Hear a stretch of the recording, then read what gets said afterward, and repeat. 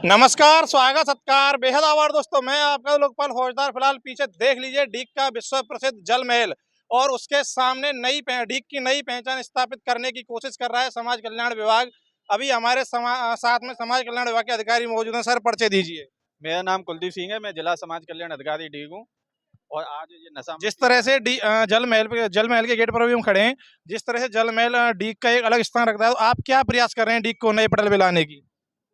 चूँकि हमारा जिला डीग अभी नया जिला बना है और इस नए जिले में हम चाहते हैं कि यहाँ किसी भी प्रकार का नशा ना हो, लोग नशे से दूर रहें और एक जिम्मेदार नागरिक बने। इसी के तहत भारत सरकार के जो सामाजिक न्याय एवं अधिकारिता मंत्रालय है, उसके तहत नशा मुक्त भारत अभियान चलाया जा रहा है।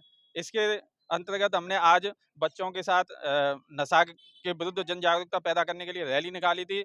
इसी के साथ ही वाहन रैली निकाली, जिसमें पुलिस विभाग के, शिक्षा विभाग, पंचायती राज, समाज कल्याण विभाग तथा विभिन्न विभाग के कर्मचारियों ने भाग लिया था और बहुत सी उत्साहपूर्वक हमने रैली निकाली है और हमें काफ़ी जन समर्थन मिला है। सर, आपकी जो पहले कहीं ना कहीं सार्थक है, लेकिन एक्साइज विभाग के अधिकारी तो लगातार लगे हुए हैं कि भैया समाज को ज्यादा ज्यादा नशे में जोड़ा जाए। नहीं, ऐसा नहीं है।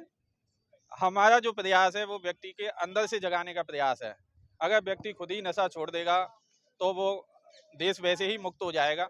क्योंकि आप भी जानते हैं कि कोई भी आदत हो, जब तक हम छोड़ना नहीं चाहेंगे तब तक कुछ नहीं हो सकता। नहीं सर, वो तो सही है, लेकिन मैं ये कह रहा हूँ जैसे आबकारी विभाग है, आप देखिए ठेके का समय कर दिया 8 बजे तक, रात के 10-10 बजे तक दारू बिक रही है, तो ऐसे में कैसे समाज को सुधारा जाएगा? उसके संबंध में मुझे जानकारी नहीं है।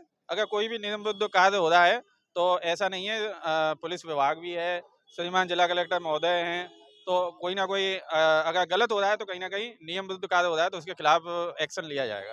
सर, स्कूली बच्चों को क्या संदेश देना चाहोगे, क्योंकि स्कूल से ही बच्चे जो है कि बाजार में जाते हैं तो वहीं से लत खराब होती है उनकी। देखिए, स्कूली बच्चे एक तरह से, मैं तो ये मानता हूँ कि छोटे बच्चे तो कहते हैं भगवान का रूप होते हैं और स्कूली बच्चों में भी एक तरह से ईश्वर है। अब हम उनको गलत संगत कहीं ना कहीं दे रहे हैं। अगर स्कूल के बाहर कहीं गुटखे की दुकानें हैं, या जैसा कि नियम है कि स्कूल के बाहर ना तो कोई गुटखे की दुकान होनी चाहिए, ना शराब वगैरह कोई पास में दुकान होनी चाहिए, तो हमें बच्चों को हमें अच्छे संस्कार देने चाहिए। साथ ही अगर कोई इस तरह का कोई व्यक्ति बच्चों को नुकसान पहुंचाने की कोशिश कर रहा है, नशे की लत में डालना चाह रहा है, तो उसके खिलाफ कानूनी कार्रवाई करनी चाहिए।